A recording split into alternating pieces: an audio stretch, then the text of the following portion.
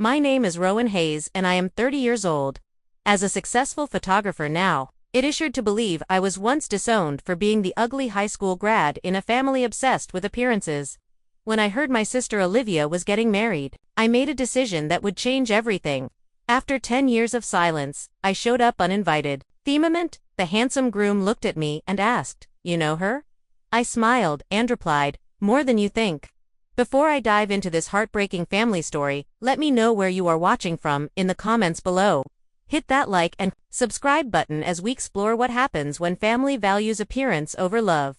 Growing up, Olivia and I were as close as sisters could be, despite our 2-year age difference. I remember braiding her hair when she was 7, and I was 9. Sitting on our shared bedroom floor as sunlight streamed through lace curtains, we would giggle and tell secrets, dream about our futures, and promise to always be there for each other. Those were the golden days before appearance became the dividing line in our family. Our parents were what most would consider successful and attractive people. My father, Richard, was a prominent plastic surgeon whose client list included local celebrities and wealthy socialites. He had a perfect smile that he flashed in all the country club photos. Salt and pepper hair, always precisely styled, and a wardrobe of tailored suits that cost more than most people's monthly rent. My mother, Victoria, was a former local beauty queen who had never quite let go of her pageant days. She maintained her figure religiously, wore makeup, even to get the mail, and spent more on beauty treatments than she did on groceries. The physical difference between Olivia and me became apparent early on. While my sister inherited our mother's slender frame, golden hair, and symmetrical features, I took after a distant aunt no one liked to talk about. By 11, I was already chubby, with frizzy brown hair that refused to behave, glasses perched on my nose by 12, and acne arrived soon after as an unwelcome 13th birthday present. Speaking of birthdays, I will never forget my 13th. I had been so excited, thinking finally I was becoming a teenager. Maybe now my parents would see me differently. I remember sneaking downstairs to get a glass of water that night and hearing my parents talking in the kitchen. "What are we going to do about Rowan Hayes?" My father sighed, swirling his whiskey. "She is getting older and still has not grown into her looks." My mother's response cut deeper than any knife could. "I know, Richard. I keep hoping she will thin out or we could fix her nose. When she is 16, it is just so hard when Olivia is so naturally beautiful.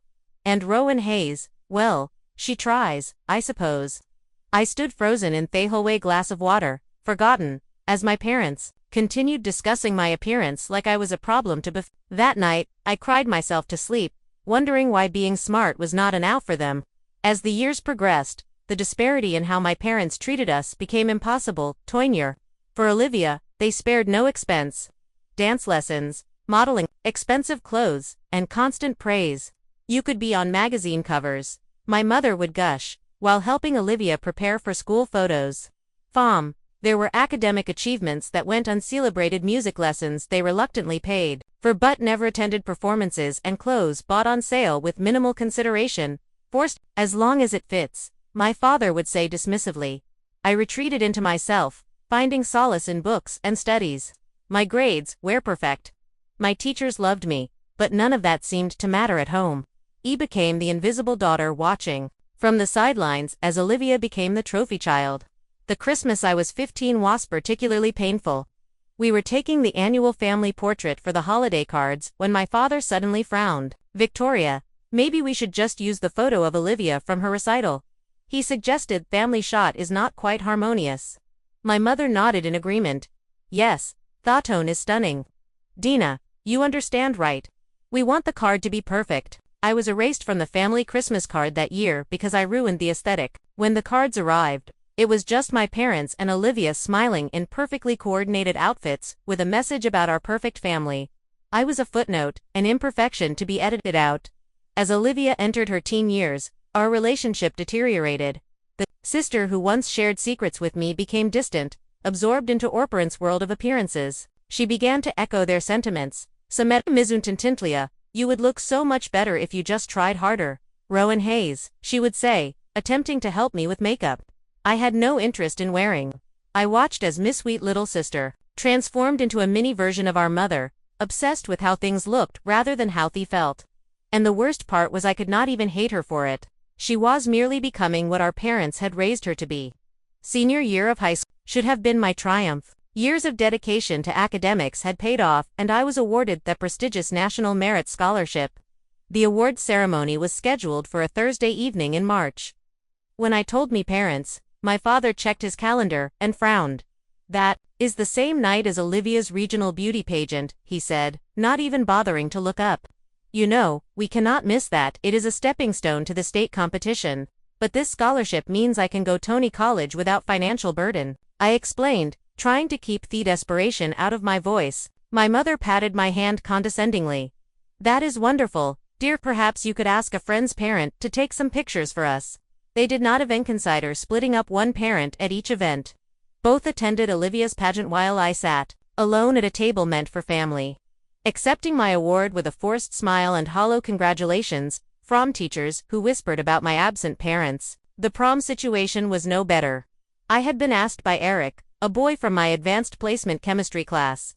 He was kind, intelligent, and actually seemed to like me for my personality. I spent weeks gathering courage to shop for a dress with my mother, who reluctantly agreed. "We will need to find something slimming," she commented as we entered the store. "Dark colors would be best, and perhaps a shawl for your shoulders." 2 hours and dozens of critical comments later, I had a simple, black dress that my mother deemed adequate. It was not what I wanted, but it was the only choice she approved. The night of prom, Eric called an hour before he was supposed to pick me up. His voice sounded strained. "I cannot make it tonight, Rowan Hayes.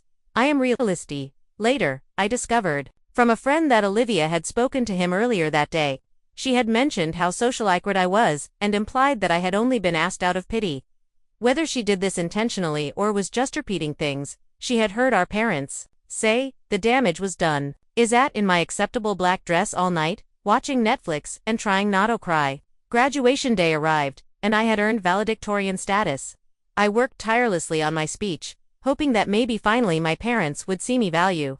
The morning of graduation, I came downstairs in my cap and gown for photos. "Could you not have done something with your hair?" My mother sighed. "And those glasses? Could you not wear contacts just for today?" "I tried contacts," I reminded her. "I am allergic to them." My father looked me up and down. "Well, at least the gown covers everything.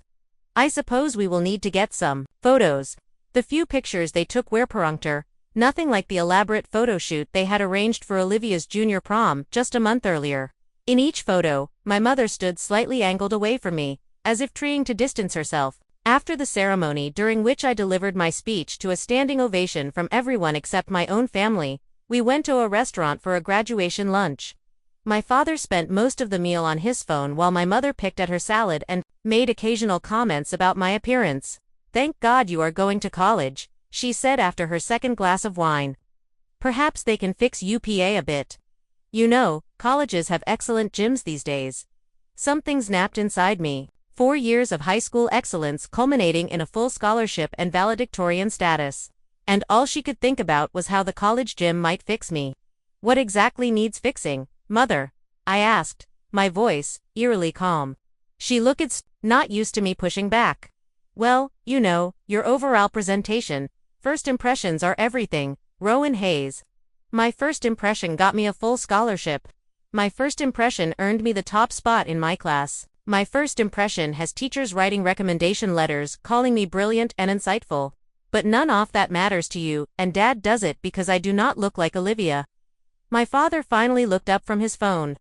"Do not be dramatic, Rowan Hayes. We are proud of your academic achievements, but in the real world, appearances matter. Only shallow people," I replied. The table fell silent. My mother's face flushed with anger, and my father's jaw tightened. Olivia stared at her plate, unwilling to look at any of us. "Ya will not speak to us that way," my father finally said. "We have given you everything. A good home education opportunities. Everything except acceptance," I interrupted. "Everything except love that does not come with conditions." That night, the argument continued at home. Words were hurled like weapons. Years of resentment bubbling to the surface. "Ya have always been ungrateful," my mother accused. "We only wanted what was best for you." "No. You wanted me to be Summy Eels, someone I am not." My father, red-faced and furious, finally delivered the ultimatum. "If you are so unhappy with our parenting, with our values, then perhaps it is time we discussed your future." I have colleagues who can help with your usus, a nose job, some liposuction, perhaps orthodontic work. We are willing to invest in these improvements before you start college. I stared at him, unable to believe what I was hearing. You want to surgically alter me before you can accept me. We want to help you reach your potential, my mother interjected. I looked at Olivia, hoping for support, but she sat silently, eyes. She was 16, then already molded into their image of perfection, already lasto me.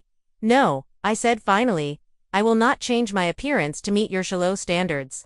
And I will not stay where I am only valued for how I look. My father's face hardened. Then perhaps you should find somewhere else to live if you cannot respect our values. Richard, my mother, gasped, but there was no real protest in her voice. That night, I packed a single suitcase with clothes and necessities. My father handed me $500, his explical, this should get you started. Your scholarship covers housing. I believed. My mother stood in the doorway, torn between her husband's decision and maternal instinct. In the end, appearances won out, as they always did. When you are ready to be reasonable, to understand what we are trying to do for you, you can come home, she said, as I offering a generous compromise. My father's parting words still echo in my ears a decade later. Until then, you are not our daughter anymore. I walked out that door with $500, one suitcase, and a heart shattered into pieces. Behind me, I left a family bound by appearances, a sister too afraid to speak up, and the last remnants of my childhood. New York City greeted me with indifference, a sprawling metropolis too busy to notice one more broken person seeking refuge. I arrived 3 weeks before my freshman year at Columbia would begin thanks to the scholarship. My parents had dismissed, so with limited funds, I found a tiny apartment in Washington Heights to share with 2 other students, Julia and May, who needed a third roommate to make rent manageable. The apartment was nothing like the spacious suburban home I had left behind. Our shared bathroom had perpetually peeling paint. The kitchen was barely large enough for one person to cook, and my bedroom was essentially a converted closet with just enough space for a twin mattress and a small desk. But it was mine, free from judgment and conditional love. Those first months, I worked everywhere I could. Mornings at a coffee shop near campus, evenings, waiting tables at a diner, weekends restocking at a bookstore. Sleep became a luxury as I juggled multiple jobs with a full course load, determined to prove I could thrive, even without my family's support. It was at the bookstore where I met Henry.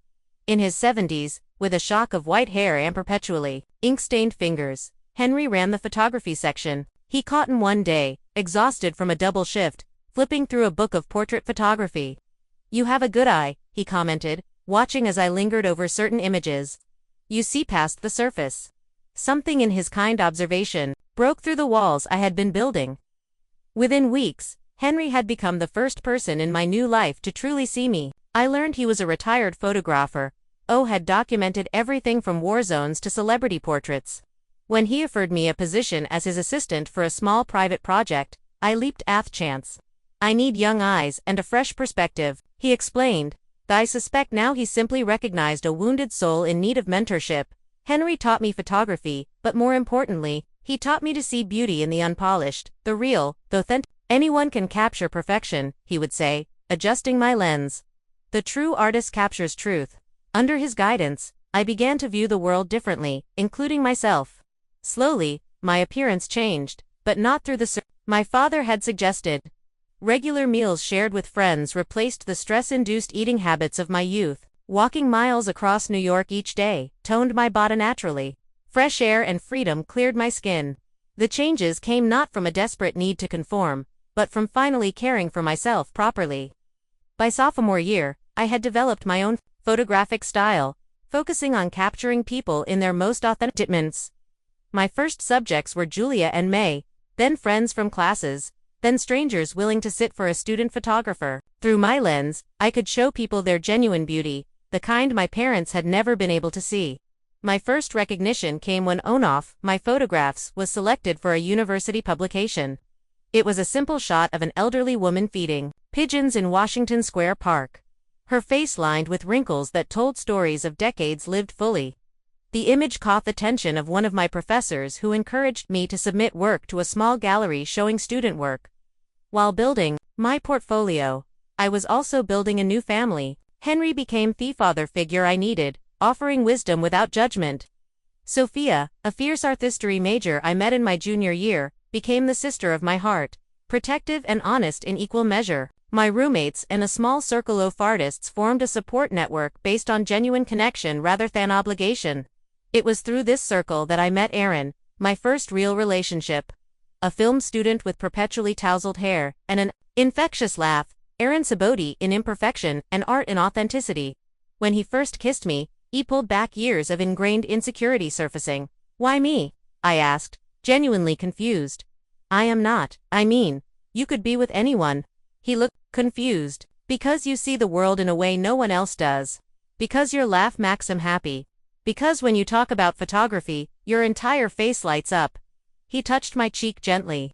"Because you are beautiful, Rowan Hayes, in ways that matter." For the first time, I was valued for who I was, not how I looked or what I could become with improvements. Though Aaron and I eventually parted ways romantically after graduation, he had helped me rebuild my sense of self-worth in ways I will always be grateful for. My junior year brought the opportunity for my first small exhibition, a series I titled Imperfect Beauty. Using natural light and minimal editing, I photographed a diverse group of women, highlighting the features they had been told to hide: stretch marks, scars, wrinkles, asymmetrical features, all captured with dignity and grace. The exhibition was small, housed in a coffee shop gallery space, but the response was overwhelming. "You made me look powerful," one subject told me, tears in her eyes, as she stared at her portrait. That night, surrounded by images celebrating authentic beauty and friends celebrating my achievement, I realized I had created something my family could never understand, a life where worth not measured by appearance. By the time I graduated, I had secured a position as an assistant to a well-known portrait photographer, continued building my portfolio, and moved into a Tony Studio apartment of my own in Brooklyn. It was barely 400 square ft, but every inch was mine, decorated with photographs and memories of my new life. On particularly difficult nights, I would sometimes think about Olivia, wondering what kind of woman she was becoming under our parents' influence. I had tried to reach out once, sending a carefully worded email to her high school address, but received no response. Whether she ignored me or never received it, I could not know. Eventually, I stopped reaching back toward a family that had deemed more. Instead, I looked forward, building a life and career based on the very values my family had rejected: authenticity, acceptance, and the beauty found in truth. 5 years after walking out of my childhood home, I had transformed from a discarded daughter into a recognized name in artistic photography. My signature style, capturing unfiltered humanity, had attracted attention from galleries and publications focused on challenging beauty standards. I had a small but beautiful studio in Manhattan now, where clients came specifically for my ability to show them as they truly were. My most successful project to date had been a series called Real Women, featuring 100 women of all ages, sizes, and backgrounds photographed without makeup, without digital manipulation, without artifice of any kind. The series had been featured in several major art magazines and had a waiting list of women wanting to participate in the next phase. "You showed me as I actually am," one client wrote. "And for the first time, I think I might be enough just as I am." Words like these healed parts, OFM, I had not realized were still broken. Each time someone found value in their authentic self through my work, a little more of my own childhood pain faded. Professionally, I had contracts with progressive fashion magazines. Tired of the industry's reliance on impossible stands, my work had been exhibited in galleries across New York, Chicago, and Los Angeles. Financially, I was stable, able to pay my bills and even save for the future, something that had seemed impossible during those first desperate months in the city. My personal life had settled, too. After several relationships that taught me different lessons about love and worth, I had been with Thomas for nearly 2 years. A thoughtful architect who approached buildings the way I approached photography, seeing beauty in functionality and authenticity in purpose. He understood me history, had held me through nightmares about my family, and never once suggested I needed to change anything about myself. "You are perfectly Rowan Hayes," he would say. And that is exactly right. On a crisp fall afternoon, I received an email from Uncle David, my father's younger brother, and the only family member who had maintained any contact over the years. David had always been the black sheep of the family himself, choosing a career in education over more lucrative occupations, marrying for love rather than status. He understood my exile in was others could not. Olivia is getting married. The email read simply, thought you should know. November 12th at the Lakeside Resort. Her fiancé's name is Jack Weston. I stared at the screen for a long time, unexpected emotions swirling. Olivia would be 26 now, no longer the teenage sister I had left behind. I had no idea what she had become, whether she had fully embraced her parents' values or found her own path. Part of me wanted to ignore the information to protect the life I had built, but curiosity tugged persistently. A quick internet search revealed Jack Weston was a successful entrepreneur who had started a technology company focused on educational software. His family was well established in Boston's social circles, old money with new ideas. His company had been profiled in business magazines where he spoke about authentic innovation and meaningful technology. He seemed, at least from public information, like someone with substance. What caught my attention, however, was a quote in one of the articles. When asked about influences, Jack had mentioned an exhibition of photography that had changed his perspective on authenticity in business. The exhibition was mine, though he did not name me directly. That coincidence seemed too significant to ignore. That evening, I showed the information to Thomas and Sophia over dinner in our apartment. So, your sister is marrying a man who admired your work without knowing the connections. Sophia summarized, twirling pasta on her fork. That is some serious, cosmic joke. Thomas was more cautious. Are you considering going? After everything they did, I looked out the window at the New York skyline, considering the question. I do not know. Part of me wants to see who Olivia has become. Part of me wants them to see who I have become without their improvements. And yes, a small petty part wants them to know that this man they surely appreciates my work.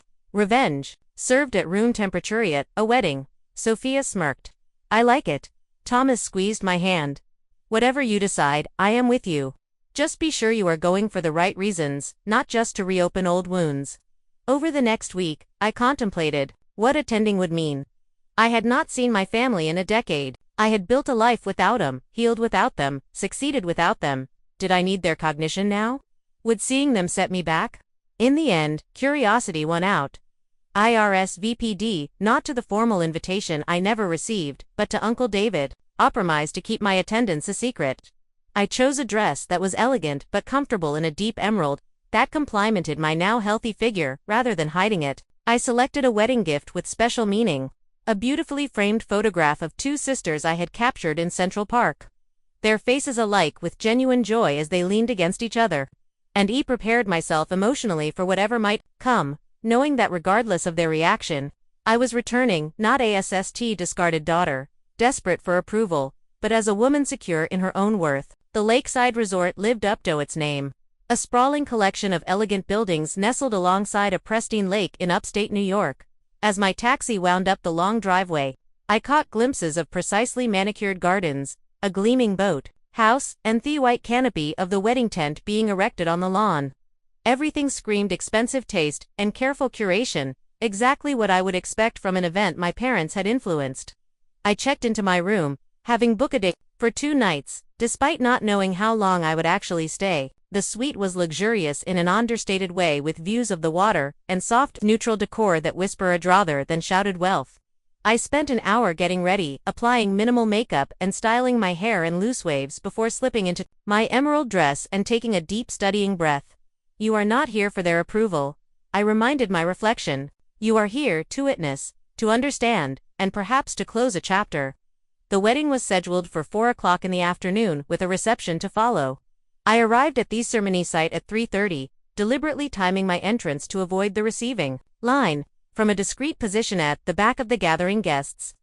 I observed the scene unfolding before me. The first familiar face I spotted was my father. 10 years had aged him significantly. His once perfectly dyed hair, now genuinely silver. His face lined, despite what I suspected were regular treatments. He looked distinguished still, but there was a tightness around his eyes that spoke of stress or dissatisfaction. Beside him, my mother was a study in preserved beauty, her face surprising glizmouth. For a woman in her 60s, her figure maintained through what I assumed was rigorous diet and exercise. Basted together greeting guests, the perfect picture of proud parents, but something about their smiles seemed practiced rather than genuine. I scanned the crowd for Olivia, but did not immediately see her, likely sequestered in some bridal preparation room. Instead, I recognized cousins, aunts, uncles, family, friends, all dressed impeccably. All part of the world I had left behind. Some I had fond memories of, others had been complicit in my family's appearance-based value system. None appeared to recognize me. The ugly Adecaling transformed not into a swan, but into a woman, comfortable in her own feathers. Uncle David spotted me first, breaking away from a conversation to approach me with a warm smile. At 62, he looked more naturally aged than my father, his face weathered by years of outdoor activities and genuine laughter. "Rowan Hayes," he said softly, embracing me. "You look wonderful, not because of anything's aperfical, but because you look happy." His words brought unexpected tears to my eyes. "Thank you for telling me about this, and for being the one person who never forgot I existed." He squeezed my. "They tried to erase you from family photos, but they could never erase you from family reality. Olivia asks about you, you know, not directly, but I can tell she wonders." This surprised me. "She never reached out." "Fear is a powerful thing," he replied. "The ceremony is about to begin. Are you ready for this?" I nodded, though in truth, I was not sure anyone could be ready to face the family that had discarded them after a decade of silence. We took seats near the back as guests began to settle into their cares. The setting was undeniably beautiful, with the lake providing a stunning backdrop to the floral arch where vows would be exchanged. Everything was white and gold. Elegant but safe choices that spoke of traditional tastes rather than personal expression. My father walked past our row without noticing me, his focus entirely on his role as father of the bride. My mother followed moments later, escorted by a young usher, her champagne-colored dress clearly designer and perfectly fitted to her maintained figure. She glanced our way briefly, but showed no sign of recognition, her eyes sliding past me as if I were just another wedding guest. The music began, a string quartet playing classical selections. The groomsmen and bridesmaids processed in pairs, following the best man, and then there he was, Jack Weston, the groom, standing tall and confident at the altar. He was handsome, in a genuine way, with kind eyes and a smile that looked nervous but sincere. I tried to imagine him viewing my photography exhibition, wondering what he had taken from it. Then the music changed, and all attention turned to the back of the aisle. My breath caught as Olivia appeared on our father's arm. She was beautiful, there was no denying that, but not in the way I remembered. Her features seemed somehow different, more pronounced, her nose slightly smaller, her lips fuller. I recognized the subtle signs of the improvements our father had so readily offered to me. Had she accepted them willingly, or had they been presented as necessities rather than options? Despite these changes, when she smiled, I caught a glimpse of the little sister I had once braided hair for, the girl who had shared secrets with me before appearances became our dividing line. Something in my heart ached for the relationship we had lost for the women we might have been to each other in a different family. The ceremony itself was brief and traditional. Vows were exchanged, rings presented, a kiss shared throughout. I watched not just Olivia and Jack, but my parents' reactions. They beamed with pride. But I noticed my mother's eyes, constantly scanning the crowd, assessing how the event was being received. Even in this moment of supposed joy, appearances mattered most. As the newlyweds recessed on the aisle, I slipped out of my row and made my way toward the reception area, wanting to position myself. The cocktail hour would be held on the terrace overlooking the lake, giving guests time to mingle while the wedding party took photographs. It was during this transition that I planned to make my presence known. I accepted a glass of champagne from a passing waiter and found a quiet corner from which to observe. Guests chatted animatedly, complimenting the ceremony, the bride's beauty, the picturesque setting. I heard my mother's name mentioned frequently, always in relation to how perfectly she had orchestrated the event or how amazing she looked for her age. After about 20 minutes, I spotted Jack entering the terrace alone, momentarily separated from the wedding party. This was my opportunity. Taking a deep breath, I approached him, champagne glass in hand. "Congratulations," I offered with a genuine smile. "It was a beautiful ceremony." He turned, his expression open and friendly. "Thank you. I am sorry. Have we met? There are so many guests from Olivia's side. I haven't not had the chance to meet yet." "No, we have not officially met," I replied. "Booty, believe you might be familiar with my work. A photography exhibition about authentic beauty."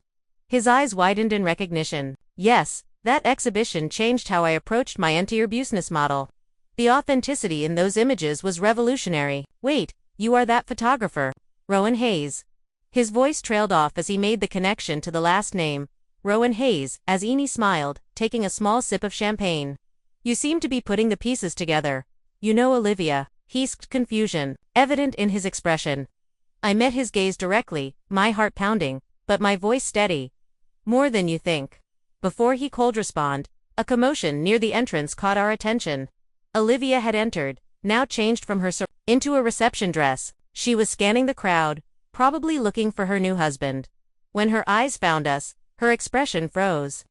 A complex mixture of shock, recognition, and something else I could not quite identify flickering across her face. In that moment, as she began moving toward us with increasing urgency, I knew that whatever happened next would irrevocably change the careful narrative my family had constructed in my absence.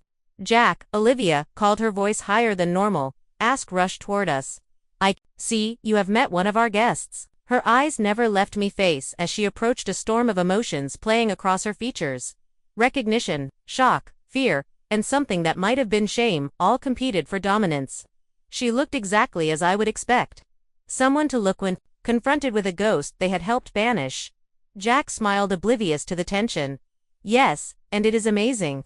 She is the photographer I told you about, the one whose exhibition influenced my approach to authenticity in business. I had no idea she was related to you. Olivia's face palled slightly. Related? Yes, I said, my voice calm despite my racing heart. I am Olivia's sister. Jack's expression shifted from pleased to confused. Sister? But Olivia told me she was an only child. The moment hung between us, heavy with 10 years of silence and secrets. Olivia's eyes darted frantically between Jack and me, her perfectly manicured hands clutching her champagne glass so tightly, I feared it might shatter. I can explain, she began, but was interrupted by my mother's voice cutting through the moment. Olivia, darling. The photographer needs you and Jack for the sunset photos by the lake. My mother froze mid-stride as she spotted me, her practiced smile faltering.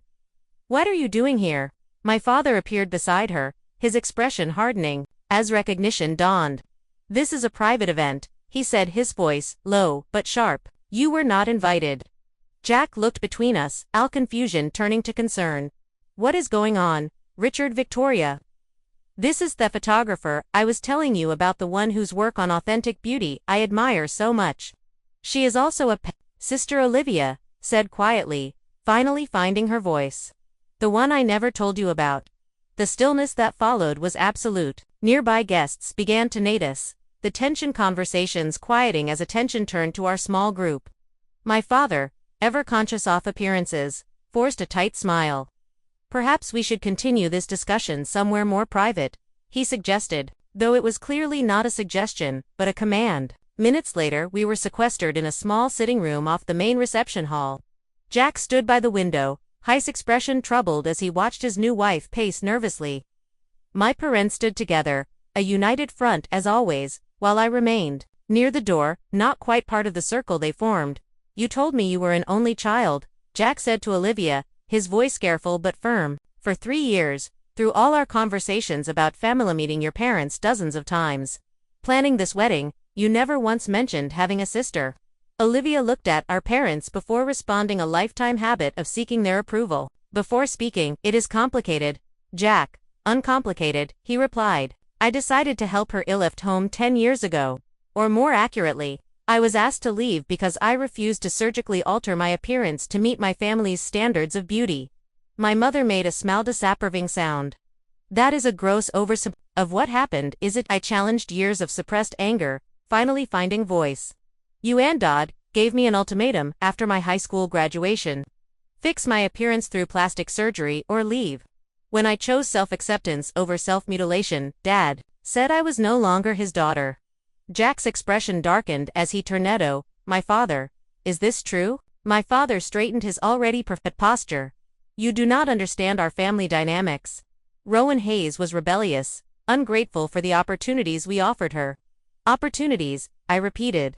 You mean the opportunity to let a surgeon break my nose and reshape it? The opportunity to have fat suction from my body? The opportunity to become someone other than myself in order to earn your love? We only wanted what was best for you, my mother interjected, her voice taking on the martyred tone I remembered so well. In this world, appearance matters. We were trying to help you succeed. I have succeeded, I replied evenly. I have a thriving career doing work I love.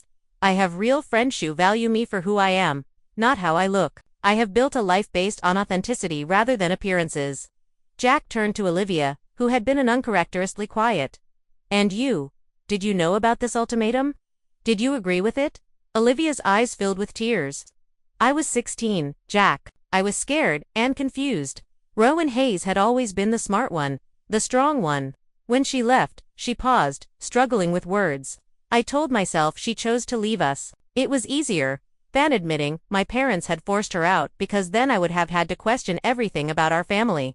And easier than admitting you stood by and watched it happen. I added softly. She flinched as if I had slapped her. Yes, she whispered. Easier than that, too. Jack ran a hand through his hair, disturbing its careful styling. So, you lied to me. For our entire relationship, you pretended you did not have a sister Beckos. What? It was uncomfortable to explain. You were ashamed of how your family treated her. I did not know how to tell you. Olivia admitted.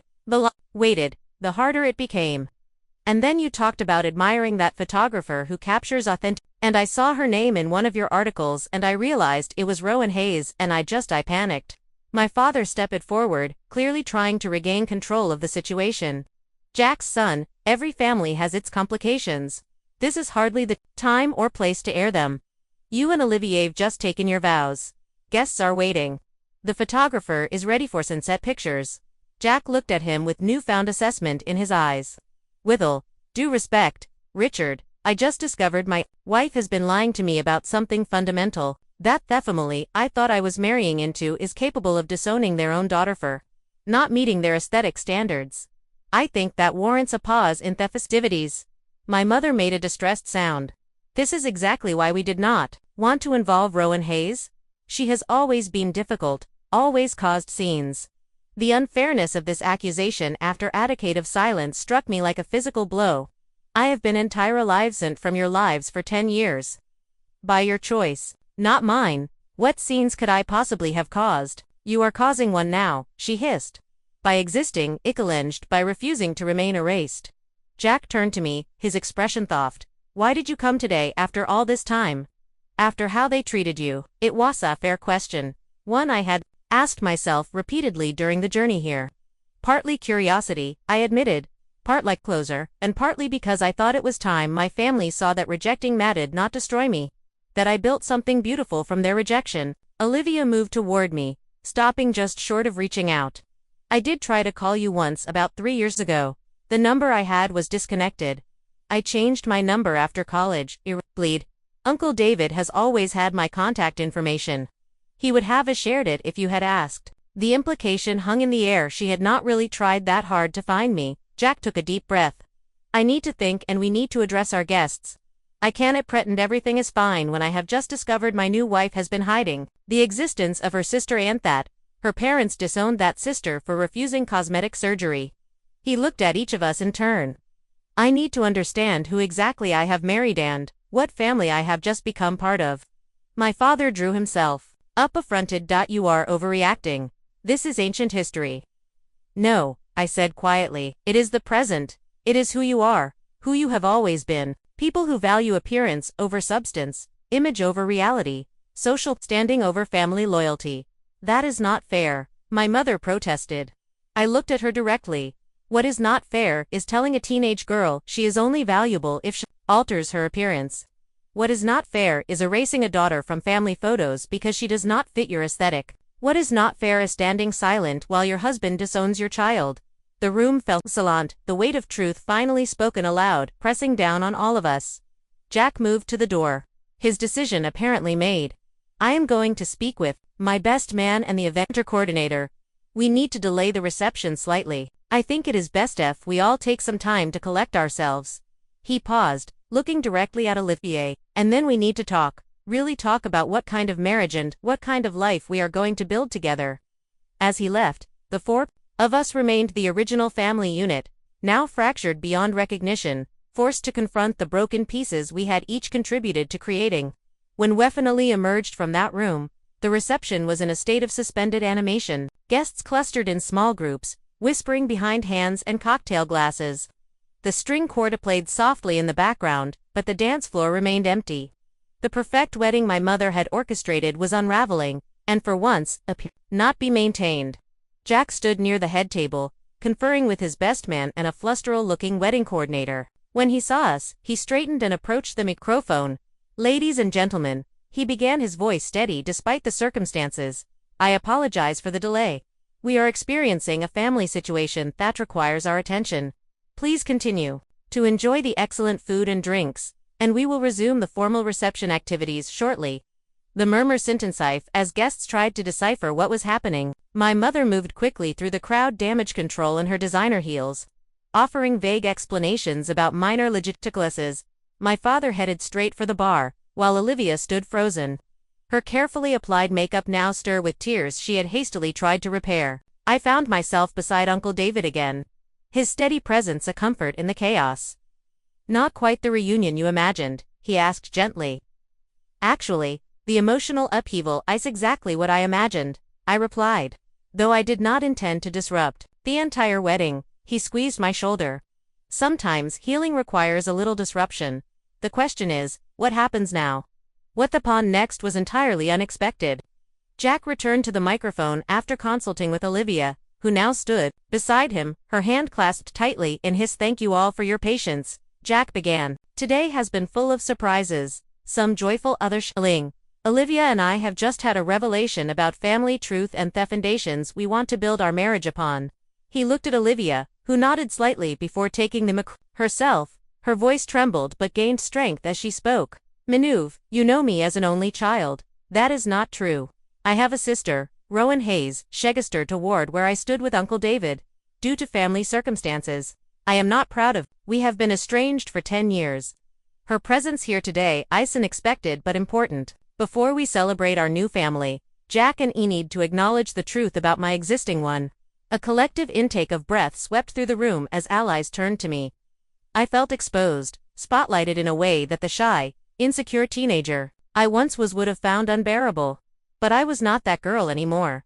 "Dino," Olivia continued, "would you join us?" As I made my way to the front of their room, I passed my parents. My father's face was flushed with anger or embarrassment, perhaps both.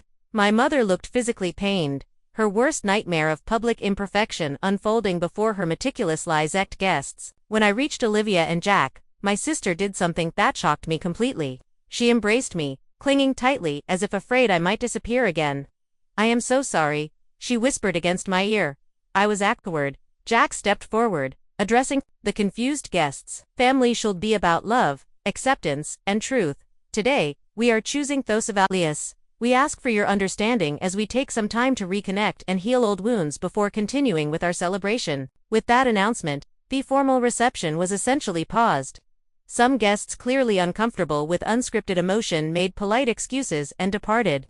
Others, particularly Jack's family and friends, remained, their expressions reflecting respect for the difficult choice the couple had made. Olivia, Jack and I moved to a quiet corner of the terrace, joined minutes later by Uncle David.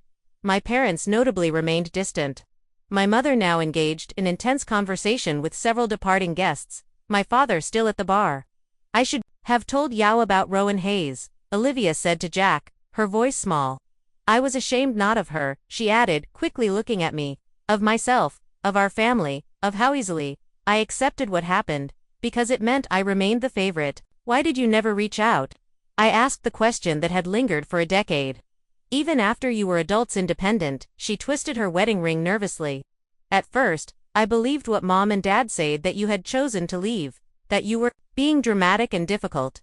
By the time I began to question their version of events, years had passed. I tried once, like I said, but when I could not reach you easily, I told myself it was too late, that you probably hated me anyway. I never did," I said truthfully. "I was disappointed, hurt. But you were 16 when I left. Still a child yourself." "Really?" Jack watched our exchange thoughtfully. "Families are complicated," he observed. "But lies are poison to any relationship, including marriage." "I need to know this is the last secret, Olivia." She nodded, tears falling freely now. "Island, I promise. No more pretending. No more perfect facade." As we talked, I noticed my father approaching Heis' expression, now controlled, diplomatic. My mother followed reluctantly behind him. "This display has gone on long enough," he said quietly, mindful, off-nervy. "Guests, you have made your point, Rowan Hayes. Now perhaps we can salvage what remains of this wedding." I looked at the man who had once been my father, really looked at him, and saw not the intimidating figure of my youth, but an aging man, desperately clinging to illusions of control and perfection. The revelation was both sad and freeing. "This is not a display," I replied evenly. "This is reality breaking through the carefully constructed image you have maintained for decades. Your daughters are reconnecting despite your best efforts to erase one of us." My mother stepped forward, her voice low and urgent. "Do you have any idea how this looks? Half the guests have left. The Westons must think we are dysfunctional." "We are dysfunctional," Olivia said suddenly, surprising all of us. "Mom, Dad, we are. We have pretended otherwise for so long, but look at us. Look at what we did to Rowan Hayes. Look at what Welmos did to my marriage before it even began. All because appearances matter more than truth." My father's facade cracked slightly, genuine confusion showing through. "We gave you everything. Both of you. The best opportunities, the best advantages. How can you be so ungrateful? You gave us conditional love," he corrected. "You taught us our value was in how we looked, not who we were. That is not everything. That is not even close to enough." Jack cleared his feet. Richard Victoria, I respect that you are my wife's parents, but I need you to understand something clearly. I fell in love with Olivia because beneath the polished exterior you created, I saw some genuine struggling to emerge. I want to build a life with that person, not with an illusion, and that life will include her sister, if Rowan Hayes is willing." He turned to me. "I admired your work before I knew who you were. The truth and authenticity in your photography showed me what was missing in my business and in my life. I would be honored to know the artist behind that vision." His words, so unexpected and genuine, brought tears to my eyes. For the first time since arriving at Thuding, I felt a glimmer of hope that something positive might emerge from this confrontation. Olivia squeezed my hand. "Can we start over? Not forget the past, but maybe build something new." Looking at her hopeful expression, I saw echoes of the little sister who had once shared secrets with me before appearances and parental expectations had driven us apart. "I would like that," I replied honestly.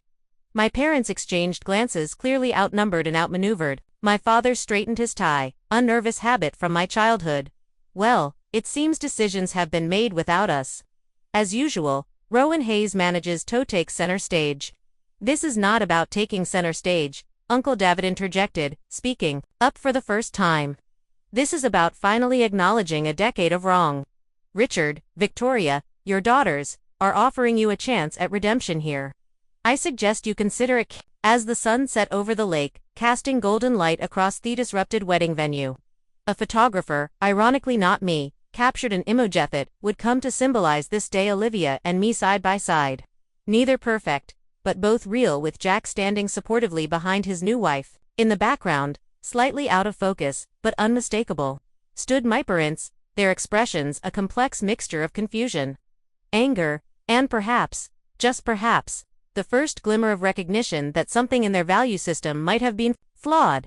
The formal reception eventually resumed, though in a subdued and altered form. Many guests had departed, but those who remained witnessed something rare and valuable: authentic human connection, breaking through years of carefully maintained appearances.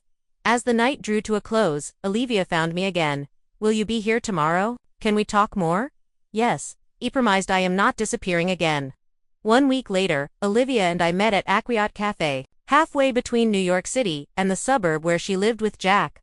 They had postponed their honeymoon, choosing instead to begin their marriage by addressing the fractures in Olivia's family.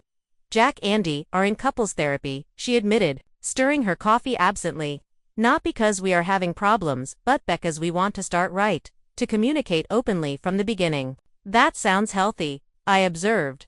"How are Mom and Dad taking it?" She grimaced slightly. "About as well as you would expect. Dad thinks therapy is for weak people. Mom is worried what her friends will think, but they are at least speaking to me, which is something." We spent hours that day sharing the past decade of our lives. I learned Olivia had completed college with a business degree, but had never felt passionate about her career.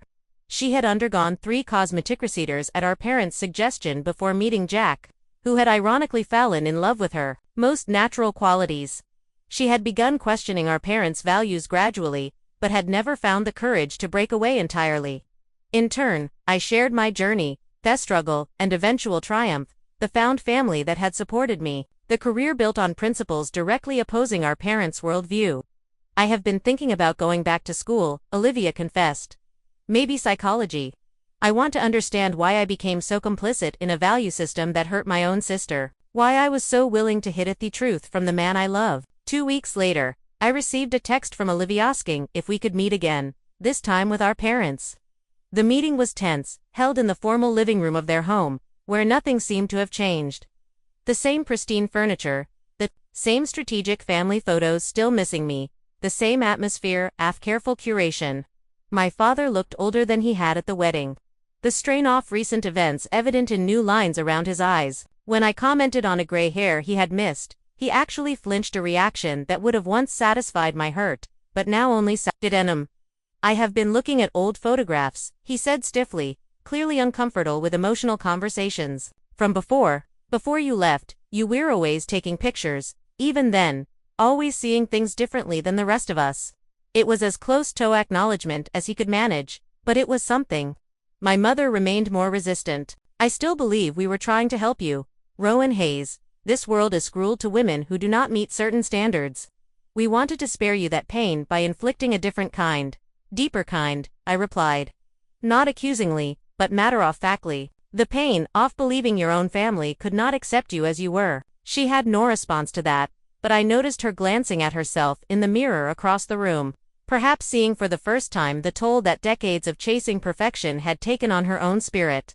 3 months after the wedding, I opened a new exhibition titled Family Redefined.